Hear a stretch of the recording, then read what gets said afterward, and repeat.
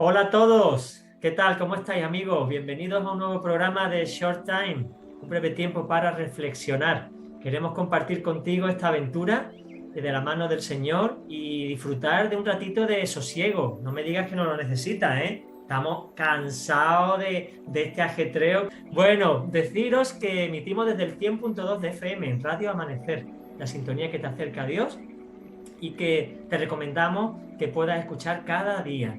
La emisión del programa está producida por las Iglesias del Monte y la realización a cargo de Proyecto Vida, un proyecto para vivir en la Iglesia de Dios Altísimo. Un servidor, Juan Carlos Segovia, te acompaña para hacer este recorrido junto al Señor y decirte muy importante también que tanto la emisora como el programa que hacemos está respaldado ni más ni menos por la Fraternidad de los Pastores de la Ciudad de Málaga y el CESMA, el Consejo Evangélico Provincial de Málaga Capital y Provincia. Eso es un lujo, es un privilegio y nos da certeza y garantía de que el Señor nos respalda, porque la autoridad que le ha delegado aquí en Málaga está también con nosotros. Bueno, pues sin más dilación, no me enrollo más, quiero presentaros de nuevo a nuestro colaborador especial, nuestro doctor en historia favorito, Juan Manuel Quero. Juan Manuel, ¿cómo estás? Un abrazo, Juan Carlos. Bien, bien. Dios nos está cuidando, así que bendecidos. Gloria al Señor, muy contento de tenerte en el programa y de escucharte, porque tenemos cosas muy interesantes hoy que hablar, ¿no? Sí, sí, sí, la verdad que sí. Hoy vamos a hablar de la Alta Edad Media, o la plena, mejor, perdón, plena Edad Media. Estuvimos hablando de la Alta Edad Media y pensar cómo en el medievo, en ese tiempo que se describe como muy oscuro, cómo Dios también ahí es luz. Y en medio de las tinieblas, vamos a ver incluso que eso se va a resaltar en un momento dado, resplandece. Es Así verdad, ¿eh? que Porque ahí ese vamos a estar. periodo es muy tenebroso, ¿verdad? Hay la Inquisición y otra serie de acontecimientos que ahora vamos a ver, lo oscurecen todo y es una edad muy oscura, muy salvaje, ¿no? De mucho predominio de la Iglesia Católica y tenemos interés en ver cómo encaja en la historia la Iglesia, que siempre ha habido un remanente de hombres fieles que han estado ahí, que han estado avivando, el Espíritu Santo siempre avivando. Pues la otra clase que diste hablabas de la alta Edad Media. Yo pensaba que la alta era la más próxima a nosotros y resulta que No, alta es la más antigua. efectivamente. Y la baja es a partir del siglo XIV, sería el siglo XIV y XV. Entonces, hoy vamos a tratar lo que tiene que ver con el centro de esa etapa que encierra prácticamente 300 años, desde el siglo X al siglo XIII, inicios del siglo X, desde el año 1000 aproximadamente hasta finales del siglo XIII. Unos 300 años de historia, pero donde ocurren pues una serie de eventos que trascienden hasta nuestros días y van a marcar de una forma definitiva lo que tiene que ver con lo que es la iglesia y bueno, lo que Dios mueve allí, a pesar de tantas dificultades y tantos obstáculos que el hombre pone, va a tener un sentido de permanencia a lo largo de los siglos. Es que marca el año 1000, suena como el 2000, ¿no? Un cambio de milenio y es la mitad de la Efectivamente. historia. Es la mitad de la historia, ¿verdad? Efectivamente, vamos a hablar un poco de eso porque eh, pensando en lo que estuvimos viendo en la otra oportunidad de hablar de la historia en la Alta Edad Media, pues estábamos mirando una clasificación que estaba compartiendo con vosotros de este tiempo. Y cuando hablamos de esta, pues plena Edad Media, esta etapa tan especial, estamos en el año 1000. Y el año 1000 siempre psicológicamente otro milenio, y además el primer milenio después de Cristo en este sentido, aunque se hablaría, ese sería como el segundo, ahora estamos en el tercero, pero es esa etapa ya de poner esa cifra de 1000, conllevaba la idea de que ya se terminaba el mundo. Suele pasar. En aquel tiempo ya eso ocurría. Del cambio de un siglo a otro, todas estas cuestiones psicológicas surgen. Pues con un milenio, pues como hemos experimentado también lo que hemos pasado del segundo al tercero, pues también se dio en aquel tiempo. ¿Y qué pasaba? Vamos a ver, porque eso va a dar origen de una forma especial a las cruzadas.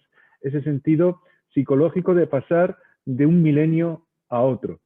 Y bueno, de hecho, esta etapa va a marcar una consolidación de lo que era el feudalismo, con esas diferencias de clases, de la iglesia, el vasallaje, con el tema de lo que era la sociedad feudal, pero el campesinado iba a crecer bastante, pero en el sentido de que iban a tener más medios, iban a avanzar más en su maquinaria y además iban a tener más producción, se iban a enriquecer más.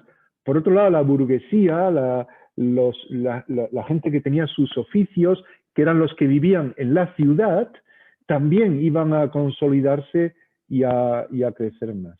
Entonces, eso que estuvimos viendo, como es lo que nosotros ahora mismo estamos llamando la plena Edad Media, porque entramos en todas estas opciones, más que opciones, etapas que se van dando. Y en todo esto se ratifica, hablábamos en la charla que tuvimos anteriormente, hablábamos de que el rey en su castillo estaba ahí pues gobernando el feudo, estaba ahí pues pendiente de todas las organizaciones sociales que había bajo su reinado, pero ahí le va a ganar ahora el Papa. La Iglesia se va a meter ahí. Ajá. Se va a meter ahí. Esa va a ser una característica. Disculpa, en este tiempo es cuando la Iglesia toma el mayor predominio dentro del control de una nación, es donde ahí llega al culmen de su influencia en este tiempo. Claro, ahí es donde efectivamente el Papa va a ser reconocido Papa, porque desde el siglo III más o menos se hablaba de Papa, la palabra Papa aparece. Y la palabra papa era como un nombre que se le daba a los obispos principales. No era solamente de uno, no había un papa, sino que los obispos principales eran llamados papas. Tenían pues esa potestad, igual que al cura se le llamaba padre, pues al papa era como tenía esa especie de influencia mayor. ¿Y qué significa papa? ¿Y qué significa papa? Sí, como suena, padre. ¿Papá? Padre, papá, sí, ¿no? sí, es lo que viene a significar, es lo que viene a significar. Lo que pasa es que tenía una preponderancia mucho más fuerte que la que podía tener un cura, pero era algo que se daba a aquellos que tenían un predominio en zonas determinadas. Se comenzará a llamar papa al obispo de Roma de forma exclusiva a partir de ahora. Ajá.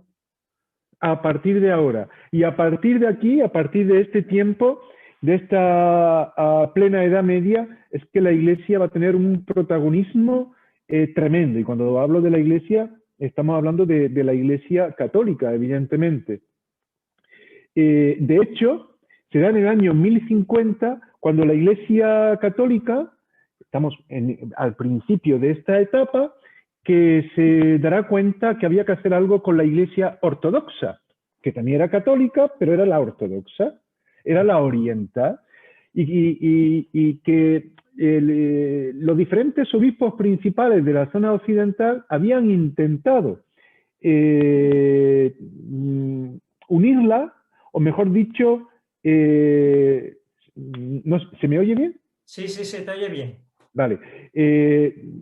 Estaba intentando que formara parte de la de Occidente, pero que se sujetara, que se sometiera a la de Occidente, y no se conseguía. Y de hecho había una línea teológica diferente. Entonces en el año 1050 es cuando se decide excomulgar a la Iglesia ortodoxa. Se separan radicalmente. Ya había, de hecho, de facto, ya había una forma de funcionar bastante independiente. Pero sería en este siglo XI cuando la Iglesia Católica excomulgaría a la ortodoxa, y cuando la ortodoxa recibe el comunicado en Constantinopla de que había sido excomulgada, ellos también lo excomulgan a los otros. Es decir, se marca una separación importante a partir de ahí. Y claro, todo esto va a dar un protagonismo a la Iglesia de Occidente con el tema de un único papa y con toda la influencia que va a tener en el mundo. Es decir, el tema de unión política con la Iglesia será algo que se va a recoger de una manera muy fuerte en este tiempo. Y, y con ello Sí. van a surgir lo que hablábamos también de las cruzadas. Es Una decir, pregunta, Juan Manuel. sí, ¿Lo que es la Iglesia Ortodoxa también ejerció la misma influencia sobre el Estado que, digamos, el Papa en Roma? no, ha sido diferente precisamente por eso, porque el ámbito de influencia, eso es lo que quería la Iglesia romana, quería tener una influencia en todo el mundo, como católica, como universal. Entonces, claro, el hecho de no poderlo conseguir, pues salta la Iglesia Ortodoxa, pero claro, estaría limitada por los patriarcas y demás que tenían su propia influencia en su zona, pero no tanto, que también la tenían, pero no tanto como la Iglesia Católica. Ujú. Y, y una cosa importante con todo esto, como comentábamos, es el inicio de las cruzadas. En el tema de las cruzadas habrá como cierta colaboración también con la Iglesia Ortodoxa, porque cuando hablamos de las cruzadas, en realidad estábamos comentando antes de ese sentido de que el Señor Jesús venía, que la parusía, la segunda venida era algo inminente, se estaba entrando en un segundo milenio, y bueno, y eso pues estaba moviendo a la Iglesia a muchos peregrinajes a Tierra Santa, porque contemplaban también Tierra Santa como un lugar donde Jesús se movió, donde se escribió la Biblia, donde, bueno, una parte nuclear en el sentido de lo que también podría ser el encuentro de nuevo en la segunda venida. Y se hacían muchos peregrinajes a Tierra Santa. ¿Qué ocurre? Que Tierra Santa ya era una tierra muy influenciada por los musulmanes y estaba ocupada. Entonces las cruzadas tenían el propósito de someter a los musulmanes, de guardarse de ellos y si no someterlos, por lo menos expulsarlos de Tierra Santa. Y de hecho, el patriarca en un momento dado pide apoyo al Papa para que ayude en todo esto, porque en realidad esa parte de ahí, digamos, tenía su influencia en la Iglesia oriental.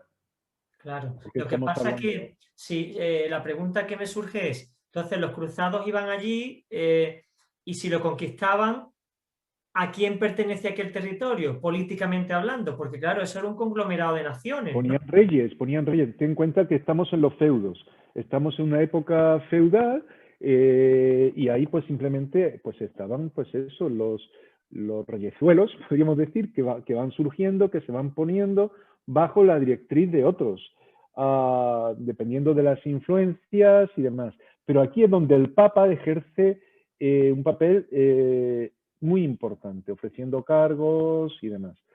De hecho, en España también surgirían pues diferentes órdenes de cruzados. Vamos a ver algo de esto. Incluso es que las cruzadas se entendían como un mandamiento bíblico. Se basaron en Mateo 16:24, que dice, si alguno quiere venir en pos de mí, niéguese a sí mismo y tome su cruz y sígame. Ah, Y vale. entonces, al grito de Dios lo quiere, comenzaban estas campañas que eran como guerras santas. Claro. Es verdad que había muchas personas en los peregrinajes que eran asaltados por los musulmanes, por los que ocupaban aquellas tierras, les robaban, era una forma de protegerlos, pero al mismo tiempo de conquistar, reconquistar, buscar de nuevo estas tierras. La primera tuvo ese objetivo de Jerusalén, de Tierra Santa, pero se dieron 7 cruzadas más en diferentes lugares para expulsar a musulmanes y por otras cuestiones que vamos a ver. Y de hecho, pues las cruzadas finalizarían Empezaron en el año 1095, que fue la primera cruzada a Tierra Santa, y concluirían en el año 1291, a finales del siglo XIII. Con Es un decir, saldo negativo, ¿no? Porque lo que yo con he un visto... saldo de muchas muertes, sí, sí, sí. Pero Dios iba a usar también esto. Dios usa el mal, porque Dios no pasa cuando hay problemas y ahí os quedáis. No, no.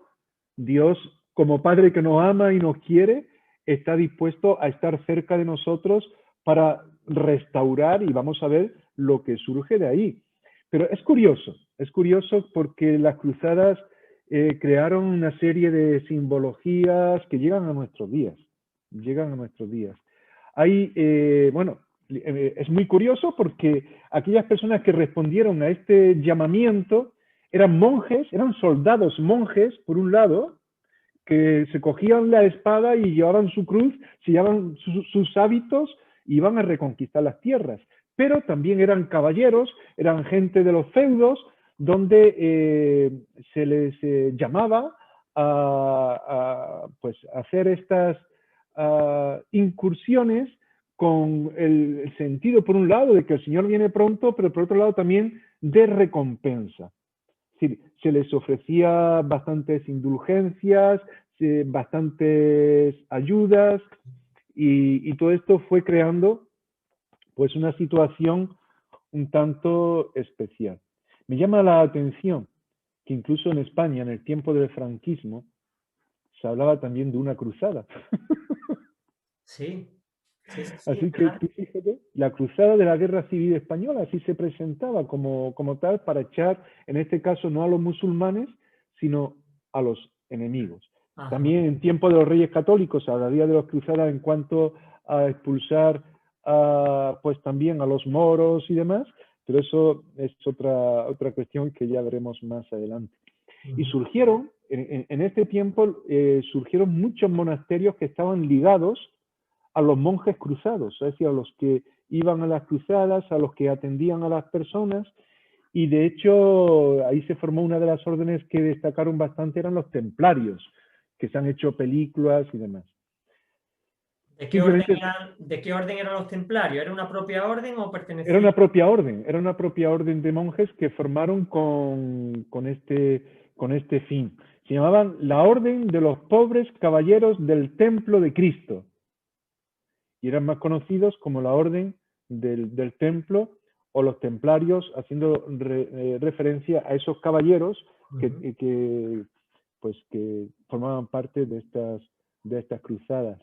Tenían una cruz que llevaban en los escudos y que llevaban en sus hábitos, que se llamaba la cruz paté o patada, porque tenían como forma de pies, y que curiosamente es una cruz roja, y que curiosamente luego los grupos nazis también la usaron para sus guerras. Fijaros, utilizar la cruz para todas esas batallas, con todos los millones de judíos que asesinaron y todo lo que ocurrió en aquel tiempo. Pues hasta ahí trasciende ese sentido de cruzada, de echar al que no quiero de mis fronteras. Eso tenía también un propósito de intentar tener la hegemonía en el mundo, ¿no? La Iglesia Católica quería tener el control en todas partes. ¿Estaba Dios en medio de todo esto? Sí. ¿Cómo iba a querer Dios que se utilizara la cruz para eso? Tomar cada día la cruz y seguir a Cristo no era eso. Claro. No, no, la cruz no es hacer una guerra santa, como ocurrió en ese tiempo. Sin embargo, Dios utilizó esto.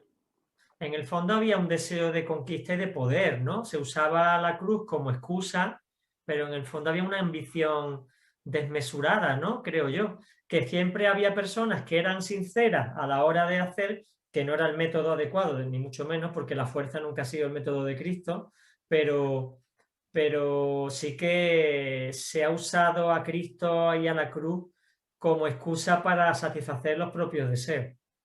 Eso sí siempre. Efectivamente. Y hoy Y día el, ocurre también. sí. Y el problema es cuando hay alguien que se constituye en, pues, en la representación de la verdad como que yo la tengo y los demás hay que cargárselos, porque hay que defender esto, ¿no? Y Dios no actúa de esa manera. Yo tengo aquí unas palabras de un historiador, que te las puedo leer, hablando de las cruzadas, y habla incluso del error y de daño que hizo las cruzadas, porque en definitiva no era presentar la cruz, no era presentar la redención de Cristo, había otros intereses, claro.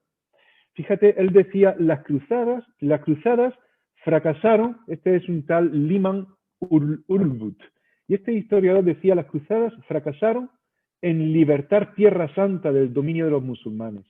Si miramos en retrospectiva ese periodo, pronto podremos ver las causas de su fracaso. Se notará un hecho en la historia de cada cruzada. Los reyes y príncipes que conducían el movimiento estaban siempre en discordia. A cada jefe le preocupaban más sus propios intereses que la causa común. Y todos se envidiaban entre sí y temían que el éxito pudiese promover la influencia o fama de su rival. Eso es lo que había en todo ello. Entonces, claro, todo eso creó mucho daño y murieron muchas personas, no solamente por parte de los musulmanes, sino también de los mismos cristianos que se peleaban entre ellos, por las tierras que conquistaban, por el dinero y por todos los tesoros que allí podían conseguir, ¿no? Había muchos desatinos. Claro. Por otro lado, es verdad que el Espíritu Santo obra. Había, y de hecho hay cuadros como uno de Pedro el Ermitaño, que predica la cruzada, se llama así uno de los óleos, en este caso de Francesco Hayes, que es un óleo del siglo XIX, que está en el Museo Nacional de Francia. Se ve a Pedro el Ermitaño subido ahí en su caballo predicando la cruzada, con una cruz en la mano, con el estandarte de la cruzada y prometiendo todo aquello que era bueno para las familias porque el Señor venía, porque iba a haber recompensa y demás. Y así se enganchaban a muchas personas. ¿Qué ocurría? Que muchos cruzados morían. Muchos soldados, muchos monjes morían. Las mujeres se quedaban solas. Los niños se quedaban abandonados. Y entonces ahí surge algo, y vemos la mano de Dios en medio de todo eso, que Dios empieza a llamar a personas para cuidar a los demás. Y bueno, en medio de todo esto va a surgir el monasticismo medieval, con todos estos monasterios que se van formando para ayudar en medio de todo el mal que estaba ocurriendo, porque estaba ocurriendo bastante, digamos, relajación en el sentido de irse solamente detrás de aquello que cada uno quería y se estaban relajando a nivel espiritual, ¿no? Estaban dejando las cosas de Dios y estaban metiéndose en el nombre de la cruz, estaban haciéndose barbaridades. Eso te iba a preguntar, Juan Manuel, ¿dónde estaba aquí la iglesia? No me refiero a la institución, no me refiero a la religiosidad, no me refiero a las banderas, me refiero a aquellos cristianos genuinos. ¿Estaban en esos monasterios o la gente de a pie formaba parte de la iglesia? ¿Cómo se configuraba en aquella época tan oscura lo que llamamos la iglesia verdadera? Bueno, pues ahí había creyentes. Aquí me llama la atención, yo creo que deberíamos de reflexionar en algo, y es que Dios no se mueve a través de una denominación concreta, sino de hijos suyos estén donde estén para realizar su obra. Y yo creo que fue así, usar monasterios o personas del ámbito católico o del ámbito que sea, si eran personas que reconocían el pecado, el error y se sometían a Dios. Y así es que ahí estaba la iglesia, porque sí es verdad que en algún aspecto las cruzadas ayudaron, sin ser ese el propósito, en crear una infraestructura, porque crearon diferentes órdenes, había que, los cruzados necesitaban una economía, todo eso hizo que hubiese una producción para atender a las familias que se integraban en todo esto, cambió la dinámica del mundo feudal, se tuvieron que hacer caminos, todo eso creó una comunicación mayor entre diferentes territorios, en fin, ayudó en el sentido de prosperar socialmente. Pero también Dios utilizó todo aquello para ayudar espiritualmente. Los monasterios se convirtieron en como un tipo de hospital donde se daba una ayuda bastante social a las personas. No solamente alimentos, sino que se les curaba, se les atendía, se les daba un lugar donde poder estar durmiendo y hasta que se recuperasen, dar una ayuda. Porque en medio de los saqueos y todo lo que ocurría en ese tiempo, había muchos heridos y muchas personas que tenían necesidad. Otra cuestión importante, si te parece, Juan Carlos, podemos ir un paso más allá y ver algo que también era fundamental en la plena Edad Media, y era la enseñanza. Surgió lo que veremos más adelante, lo que se llama la Baja Edad Media, que ya lo veremos más adelante, el inicio, todavía no, pero el inicio de lo que serían las universidades. Fíjate, en un tiempo tan complicado como este, porque yo creo que Dios utilizó pues los monasterios y esta etapa tan conflictiva para hacer ver a algunos que no se podía vivir en la ignorancia y dependiendo simplemente de algunas personas que desde la jerarquía estaban imponiendo cosas. Cada uno tenía que buscar lo que Dios quería, ¿no? Y eso llevó a formar lo que eran las órdenes que se llamaban mendicantes, especialmente muy destacadas en este tiempo, la de los dominicos y la de los franciscanos, de Francisco de Asís. Y tienen bastante importancia por lo que ocurre, porque en realidad vamos a ver que la gente estaba buscando a Dios. Y además de estos monasterios van a surgir otras personas que van a crear reacciones en la Iglesia Católica. Pero los dominicos comenzaron a estudiar la palabra de Dios. Domingo de Guzmán, que es el fundador, o Santo Domingo, como se le llama en la Iglesia Católica y en la historia general, que será el fundador de los dominicos, él tendría pues una experiencia un tanto especial, un llamamiento un tanto especial de enseñar y defender lo que tenía que ver con la palabra de Dios. Y eso formó un buen, digamos, centro de estudios. En ese tiempo, también Francisco de Asís, que era hijo de comerciante de mucho dinero, tuvo también un llamamiento de servir al Señor, y es muy interesante porque él se da cuenta de que todo lo que tiene lo tiene que dar a los pobres.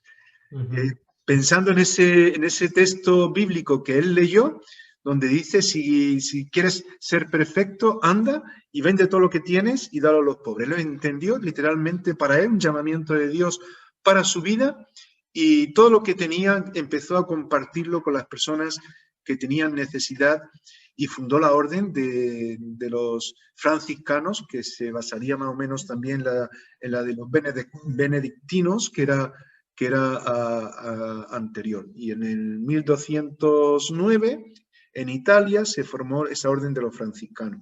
Y al mismo tiempo, unos años después, la de los dominicos. Hay una película que se puede recomendar para los que quieren saber un poquito más de Francisco de Asís, Hermano Sol, Hermana Luna. Es una película muy buena que ilustra bastante bien históricamente cómo empezó Francisco a ser San Francisco de Asís, ¿no? Y cómo empezó la orden. Y una pregunta que tengo, Juan Manuel, hablas de las universidades, que estos centros monásticos fueron el inicio de las universidades, pero ¿había escuelas? O sea, ¿había una formación para los... Eran los monasterios. En los monasterios era donde se enseñaba. Pero solamente una élite, a unos pocos, ¿no? Claro. De los niños no tenían escuelas. Pero eso se fue desarrollando. Efectivamente, era para unos pocos, no había medios, y vamos a ver que eso va a conllevar también otras cuestiones. Se creó lo que se llamaban los estudios generales. Los estudios generales era algo que es muy propio de ese tiempo, y que llevaba pues una serie, digamos, de asignaturas que era el trivium y el quadrivium. Eran como 7 asignaturas especiales. El trivium te preparaba para el quadrivium. El trivium era 3 asignaturas que tenían que ver con gramática, lógica y retórica. Tenían que aprender a escribir, a hablar, a pensar. Y claro, eso revolucionó, porque no se promovía mucho la reflexión. Y eso te preparaba luego para el quadrivium. Estaba diciendo, quadrivium es el nombre que se le daba a esa parte de la enseñanza general más avanzada, donde ya se hablaba de aritmética, geometría, música, astronomía. Y todo esto en un contexto donde surgen estas órdenes que procuran que todo esto pues, se vaya desarrollando, y se da la escolástica. La escolástica era un sistema de estudios propio de la Edad Media, donde se viene a dar como, no sé si te acuerdas cuando hablábamos de la patrística, Sí. de los padres de la Iglesia. Bueno, pues estos son como los padres, pero de la Edad Media. Vale, Que vale. en realidad son teólogos que surgen especialmente de los dominicos y de los franciscanos. Habría una influencia muy fuerte de los estudios de los filósofos antiguos, porque se empieza a estudiar la filosofía de ellos, especialmente de Aristóteles. Aunque los dominicos se inclinaban mucho al estudio bajo la filosofía aristotélica y los franciscanos desde la platónica. Y eso va a resultar en algunas diferencias seguramente, que, bueno, seguramente no, se dan, pero surge la escolástica.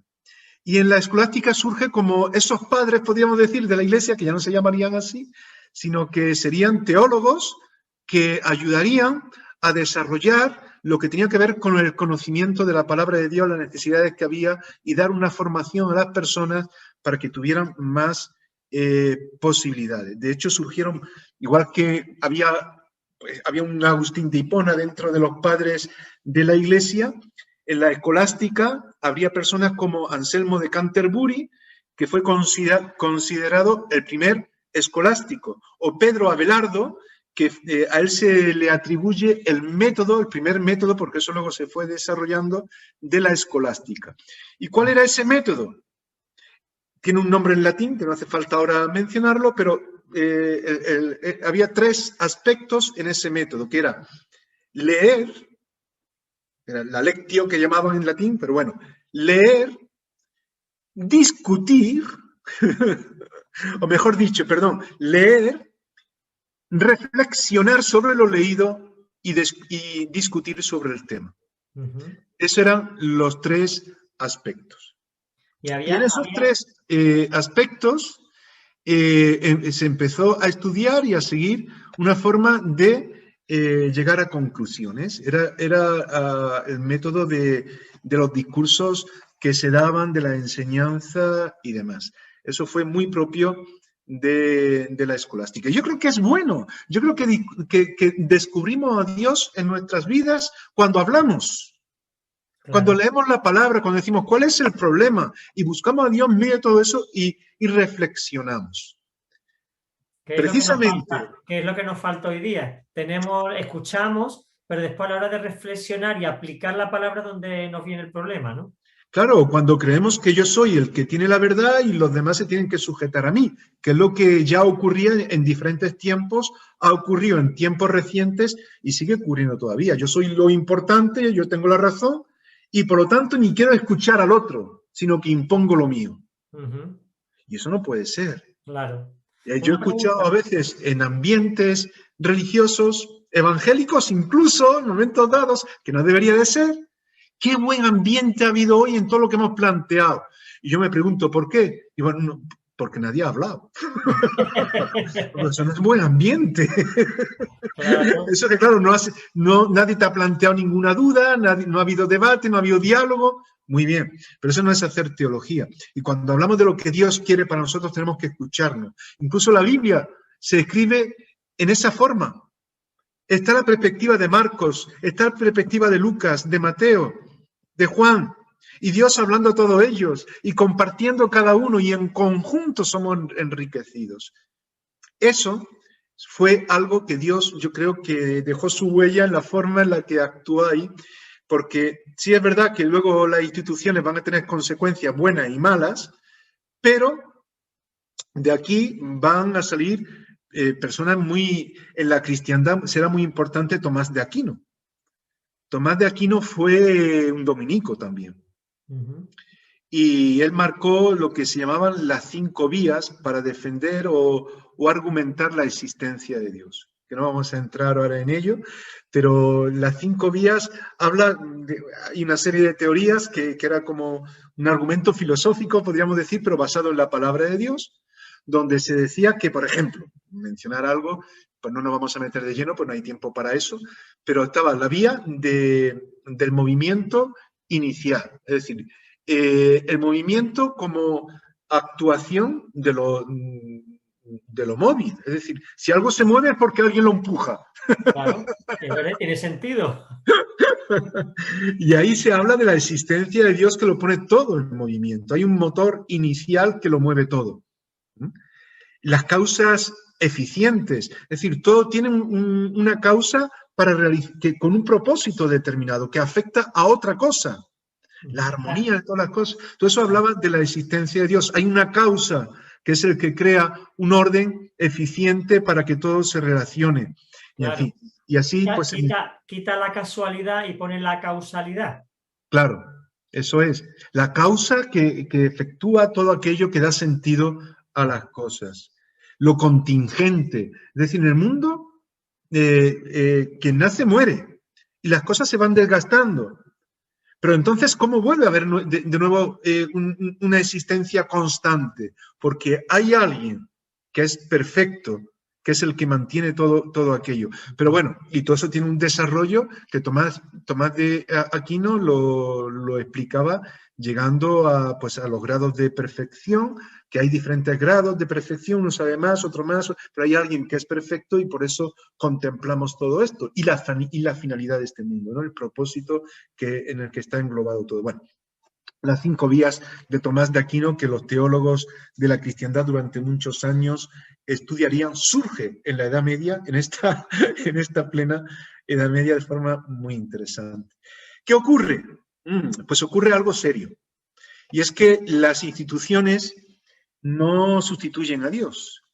Y muchas veces llegamos, por ejemplo, los dominicos fue una institución muy importante de teólogos en aquel tiempo. Pero había muchas personas que no tenían la posibilidad, como tú estabas mencionando antes, de estudiar. Y se formaban ellos mismos.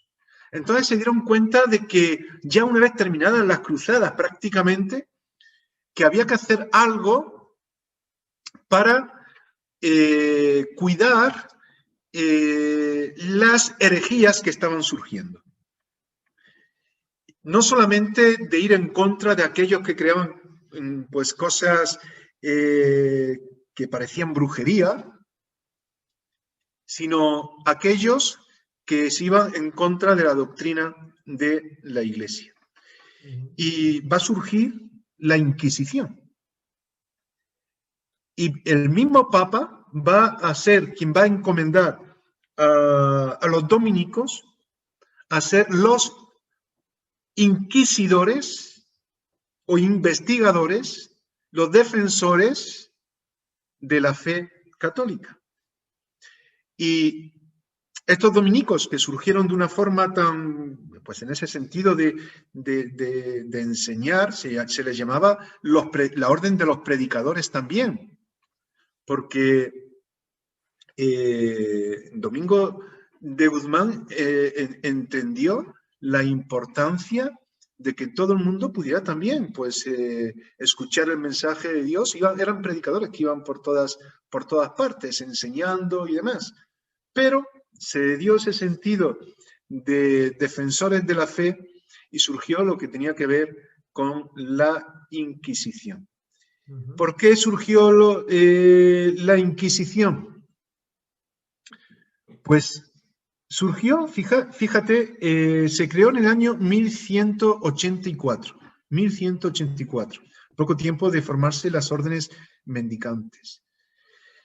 Se llamó la Inquisición Episcopal porque está formada por los obispos. Eran los obispos los que tenían, digamos, la dirección de todo esto. Luego se llamaría la Pontificia, porque sería el Papa quien la organizaría. Luego habría ya por las Inquisiciones reales, con reyes y demás. Pero bueno, no vamos a entrar mucho en todo esto.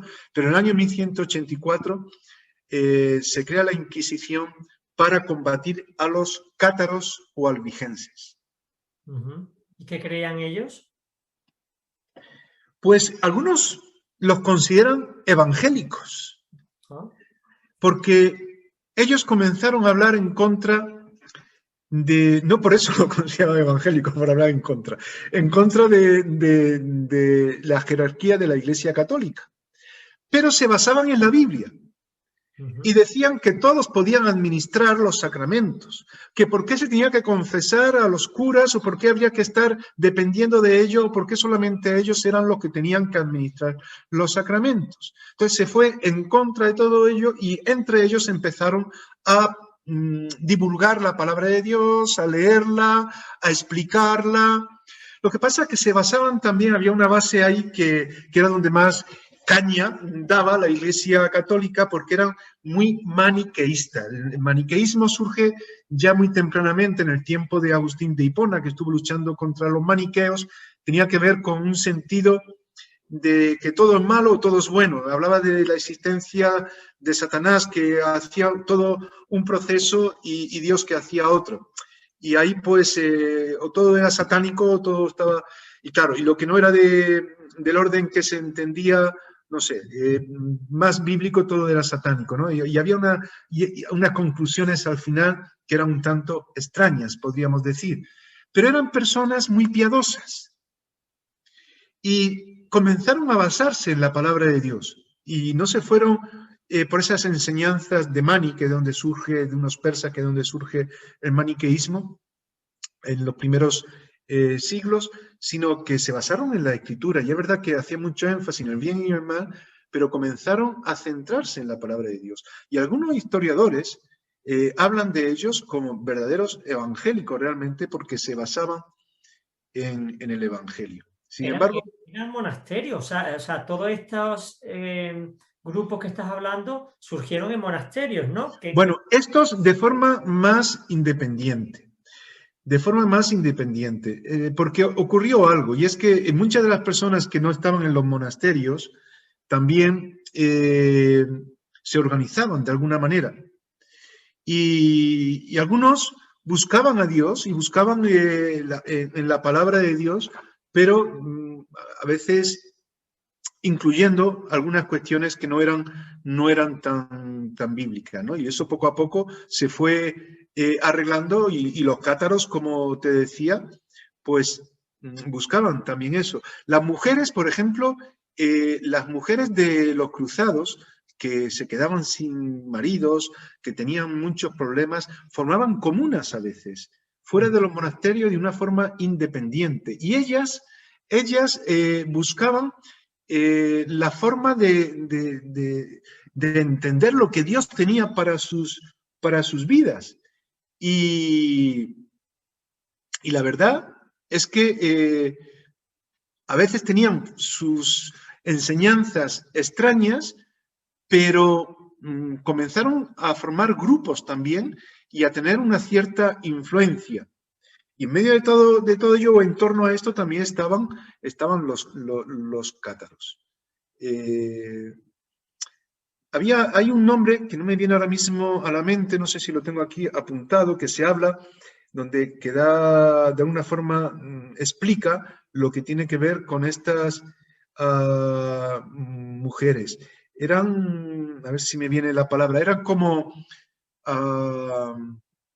beguinas, ahora me ha venido, beguinas. Y se hacían incluso beguinajes, que eran grupos de, pues eso, de mujeres. También había beguinos, de hombres que apoyaban todo aquello y que tenían una independencia totalmente de la Iglesia Católica y que iban en contra de la Iglesia Católica. Bueno, todo esto llevó a una inquisición, a investigar todo lo que estaba ocurriendo.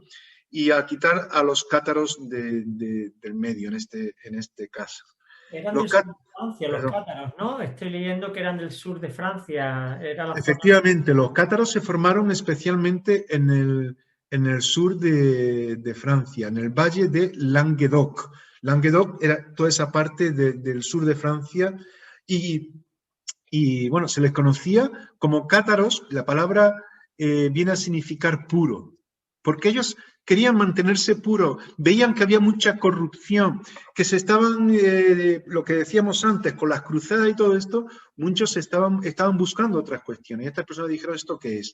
¿Cómo es posible que personas que viven en estas corruptelas estén administrando sacramentos? ¿Cómo es posible que estos que están en la falsedad y enseñando cosas contrarias y están aprovechando del oro y de lo que están consiguiendo por aquí y por allá, estén administrando y perdonando a personas que confiesan sus pecados?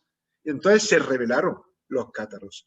Y de ahí que surgiera la Santa Inquisición, y como comentábamos antes, utilizando a los dominicos para reprimirlos.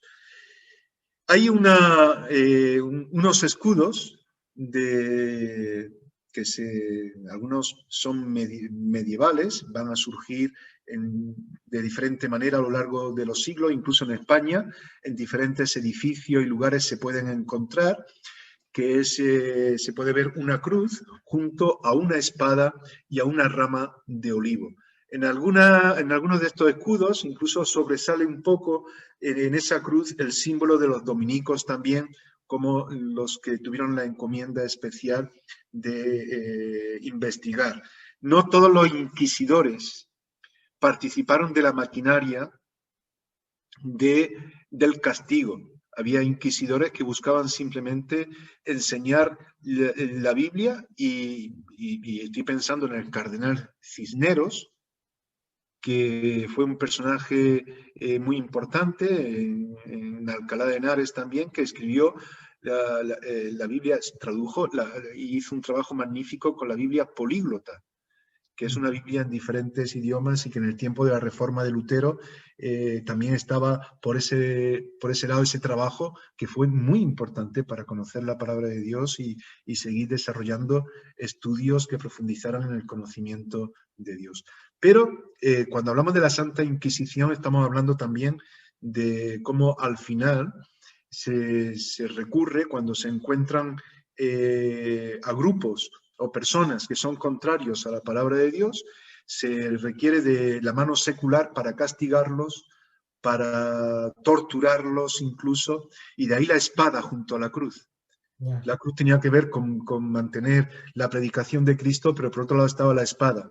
Para quien no estaba de acuerdo con la Iglesia Católica, castigarlos. Y la rama de olivo en ese escudo significaba que se podía de alguna manera asimilar a los que se retractaban o se arrepentían de lo que habían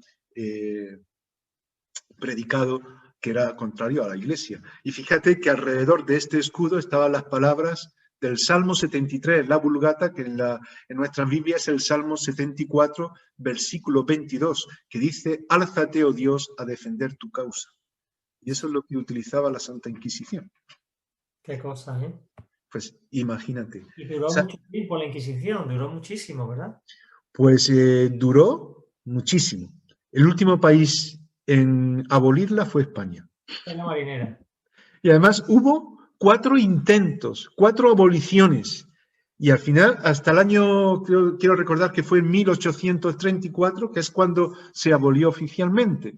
Pero luego, los vestigios, aunque ya oficialmente no existía, o oficiosamente, de forma no oficial, se seguía persiguiendo a aquellos que no estaban de acuerdo con la Iglesia Católica. Es muy interesante que cuando surge la Inquisición, y aquí pues tenemos que ir terminando, porque creo yo que por eso se nos va el tiempo, sí. pero es importante tener en cuenta algo. Es que había grupos, como decía antes, no solamente los cátaros, sino que hubo grupos pre-reformadores del siglo XVI, es decir, que se unirían a la reforma del siglo XVI Y uno de ellos, el primero que vamos a ver ahora, cuando hablemos de la la baja Edad Media, ya la última parte de la Edad Media, mencionaremos los otros tres, porque hubo cuatro principales, que sería Juan Hus con el movimiento de los husitas, Wycliffe, Savonarola en Italia. Savonarola, ¿no? Savonarola, ¿no? Savonarola, sí, perdón, en Italia, gracias Juan Carlos, y el que quería mencionar, Baldo, Pedro Baldo, con el movimiento de los valdenses, que también sería... Son pre-reformistas, o sea, antes de Lutero. Claro, estamos... Contemporáneos, que todas estas personas eran contemporáneas de él. Claro, cuando hablamos de los valdenses, su fundador, que se entiende que fue Baldo, Pedro Baldo, estamos hablando del siglo XII-XIII. Es decir, Baldo nació, no se sabe muy bien dónde, pero en el 1140 aproximadamente, no se está muy seguro, se cree que fue por ahí, y murió en el año 1217. Los valdenses, bueno, Pedro Baldo era también, como Francisco de Asís, un hombre adinerado. Era un hombre que tenía muchos medios. Era también un comerciante que tenía muchas propiedades. Y fue él, porque te he dicho antes que era de Francisco de Asís quien asumió las palabras de Mateo 19:21, que dijo que si quieres ser perfecto, vende todo lo que tienes y dalo a los pobres. Perdón, no fue Francisco de Asís, tengo que corregirme, fue Pedro Baldo. Francisco de Asís sí asumió que tenía que ayudar con todo lo que tenía a los pobres y depender de los demás, y se deshizo de todo lo que tenía. La verdad que fue un hombre ejemplar en ese sentido, no por el hecho de buscar la pobreza, sino por el hecho de ayudar a los demás y de ponerse en las manos de Dios para ello. Y cuando hablamos de órdenes mendicantes, haciendo referencia a los franciscanos, estamos hablando de personas que iban a depender de los demás para vivir. Pues eso, de lo que le daban cuando él tenía tanto, ¿no? Bueno, Pedro Baldo fue también quien tenía una gran cantidad de propiedad y riquezas, y fue él quien entendió y asumió que Dios le decía: vende lo que tienes si quieres ser perfecto y dalo a los pobres, porque allí de esa forma te harás tesoro en el cielo, y ven y sígueme. Bueno, según veo todo lo que estás contando, dentro de lo que es la historia de la Iglesia Católica, parece que todo está dentro del mismo pack, pero nada que ver. O sea, no. Había grupos genuinos que siempre ha habido un remanente que ha ido saliendo, y estás hablando de los franciscanos, estás hablando de los valdenses, siempre, los cátaros. O sea, que el Espíritu Santo ha ido trabajando por muchos lugares a la vez, paralelo a lo que era la Iglesia institucional. Y parece que fue la Reforma el que de alguna manera descubrió los valores del Evangelio, pero nunca se habían abandonado por grupos quizás más reducidos a lo largo de toda la historia. Y es interesante ver que esos remanentes siempre han estado. Fíjate que incluso los cátaros entrarían a España cuando fueron, también por cuestiones comerciales, pero cuando fueron perseguidos por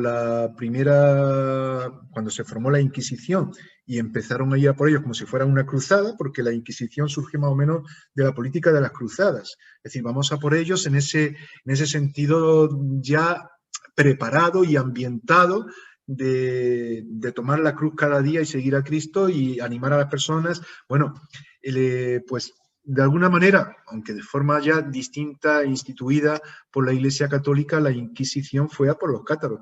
Y los cátaros llegaron a España, pasaron los Pirineos y también influyeron y prepararon el terreno de España de alguna manera. Pero también los valdenses fueron muy perseguidos.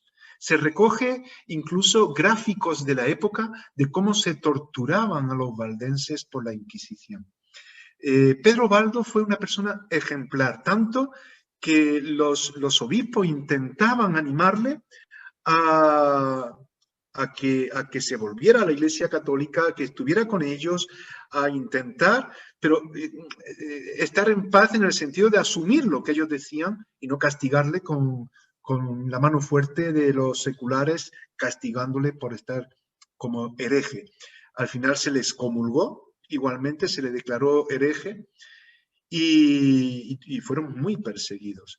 Sin embargo, él entendió, igual que los cátaros, que los curas, los sacerdotes, los obispos, no tenían la exclusividad de Dios para ejercer lo que Dios daba a todos los cristianos. Él entendía que todos no solamente podían, sino que tenían que predicar el Evangelio. Y él se convirtió. Bueno, hay varias teorías de cómo se convirtió, pero fue escuchando la palabra de Dios. Tuvo un encuentro con la palabra de Dios, entendió que lo que tenía que usarlo para que muchas personas tuvieran también medios para comer, pero también para traducir Biblias. Y se tradujo, pues él se hizo pobre, de hecho se les llamaba los pobres de Lyon a los valdenses, porque también estaban en esa zona de Francia, de Lyon. Y comenzaron a mandar predicadores por todas partes. Y uno de los escudos que se forjaron para dar identidad a los valdenses, lo que llevaba era un candelabro en medio con una leyenda en latín que decía lux lucet in tenebris. La luz resplandece en las tinieblas. Qué bonito. Que es Juan 1.5. Y la segunda parte que no estaba en el escudo dice, y las tinieblas no prevalecieron contra ella. Y esa fue la realidad de los valdenses. Empezaron a proclamar el Evangelio y muchas personas se convertían en el siglo XIII, perseguidos, cuando incluso los intentaban reducir, cuando los torturaban, se los cargaban. Y gente genuina, escuchando la palabra de Dios, porque un hombre como Baldo entendió que tenía que ser así, que tenía que dedicarse a compartir el Evangelio y ayudar a los que tenían necesidad, fueron usados de una manera poderosa. Hasta tal punto que, fíjate, en el museo más grande que hay en el mundo, que se hizo a la Reforma Protestante del siglo XVI, un memorial a Lutero, que está en el centro de Bonn, en Alemania, y Lutero en medio de un pedestal. Alrededor de esa escultura de Lutero hay otros reformadores y reyes, príncipes que le apoyaron y demás. No nos da tiempo ahora de explicar el sentido de ese monumento, pero cerca de Lutero hay 4 esculturas de esos 4 pre-reformadores que hemos citado antes. Y una de esas esculturas es la de Pedro Baldo. Qué bueno. Y esas persecuciones de las que tú hablas, Juan Manuel, son las que de alguna manera usó el Señor, como cuando el pueblo, la iglesia primera fue esparcida por la persecución de Pablo y predicaban en Samaria y por todas partes. Dios siempre ha usado ese avivamiento como paralelo a la persecución, ¿no? Al final, la persecución provoca llama, fuego y bendición. Justo, eso es lo que yo estaba pensando. Y ahí ves también al final la obra de Dios. Un grupo de cátaros, también se le llamaban albigenses porque vivían muchos en la zona de Albi, también una zona de ahí de Francia. Cuando fueron perseguidos, pues salieron por todos lados. Al final la Inquisición fue tan dura que se los cargaron prácticamente a todos. Pero fueron predicando el Evangelio. Y es verdad que tenían algunas cosas que decías, uy, esto era una herejía, pero ellos buscaban a Dios leyendo la palabra y Dios les hablaba y se iban corrigiendo. Y bueno, y con los valdenses es que es increíble porque vemos cómo de alguna forma pues fueron preparando el terreno para la Reforma Protestante del siglo XVI, siglos antes. Pero por otro lado, Dios usó a otros, efectivamente como Savonarola en el tiempo posterior que vamos a ver, o los husitas con Juan Hus. Pero Pedro Baldo, en este sentido, me llama mucho la atención porque con ese candelabro que forma parte de su escudo, estaba diciendo la palabra de Dios resplandece y llegó esa luz a la Reforma Protestante, pero desde la Reforma Protestante incluso Lutero reconoció a Pedro Baldus, o Baldus, porque esa es la forma castellanizada de su nombre, y Dios hizo algo tremendo en un tiempo de oscuridad. Utilizó las cruzadas, utilizó incluso la Inquisición de alguna forma, aunque fue terrible, pero la utilizó también, abrió los ojos de unos y otros, se crearon hospicios con todo el tema de la necesidad de las personas que estaban solas, utilizó a católicos, utilizó a personas que se quedaban aisladas, como estas mujeres que comentábamos antes, a estas beguinas y beguinos, y que buscaron de Dios, y surgió algo tremendo, que culminó en la Reforma Protestante y se ha ido desarrollando hasta nuestros días. Hoy todavía hay iglesias valdenses en diferentes lugares del mundo. En Italia es donde más se conoce. La Reforma Protestante asumió mucho el movimiento de los valdenses, y los valdenses que existían en tiempos de Lutero se unieron a la Reforma Protestante para seguir batallando por proclamar el Evangelio.